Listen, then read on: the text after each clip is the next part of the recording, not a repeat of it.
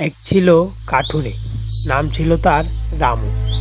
রামু এবং তার স্ত্রী বড় একটি মাঠের ছোট্ট একটি কোণায় ছোট্ট একটি কুটিরে বসবাস করত। তারা দুজন ছিল খুবই ভালো মনের মানুষ। একদিন সকালে রামুর স্ত্রী রামুকে ডেকে বলল, অনেক বেলা হয়েছে, এখন তো যাও কাঠ কাটতে। রামু তখন খাওয়া দাওয়া করে বেরিয়ে পড়ল কাঠ কাটার উদ্দেশ্যে।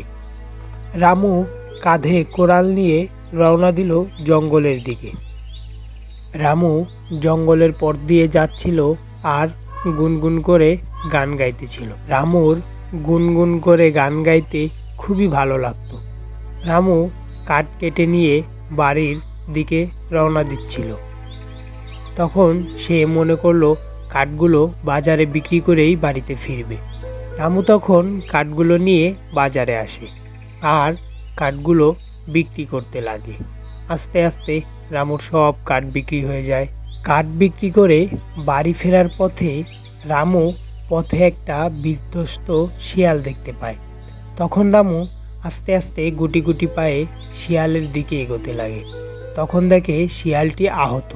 রামু তখন শিয়ালটির দিকে তাকিয়ে থেকে মনে মনে ভাবে শিয়ালটিকে তার বাসায় নিয়ে যাওয়া উচিত। তখন সে কিছু না ভেবেই শিয়ালটিকে তার বাসার দিকে নিয়ে যেতে লাগে। শিয়ালটি ছিল খুবই শান্ত প্রকৃতির, আরও ছিল আহত। এই জন্য রামু কিছু না ভেবেই শিয়ালটিকে তার বাসায় নিয়ে যায়। বাসায় নিয়ে যাওয়ার পর রামুর স্ত্রী শিয়ালটির অনেক সেবা যত্ন করে এবং শিয়ালটিকে সুস্থ করার চেষ্টা করে। যখনই তারা শিয়ালটিকে সুস্থ করার চেষ্টা করতেছিল, তখনই হঠাৎ করে সেখানে একটা পরীর আগমন হয় এবং শিয়ালটিও সুস্থ হয়ে যায়। তখন পরীটি তাদের কর্মকাণ্ডের উপর খুশি হয়ে তাদেরকে একটা জাদুই শিয়াল দিয়ে যায়। জাদুই শিয়ালের ক্ষমতা ছিল সে রোজ একটা করে সোনার ডিম দিবে। এতেই রোজ শিয়ালটি একটি করে ডিম দিতে থাকে। আস্তে আস্তে সোনার ডিম পেতে থাকে তারা এবং তাদের ভবিষ্যতও পরিবর্তন হতে থাকে। তাদের অবস্থা, তাদের ঘরবাড়ির অবস্থা সব কিছুই পরিবর্তন হতে থাকে।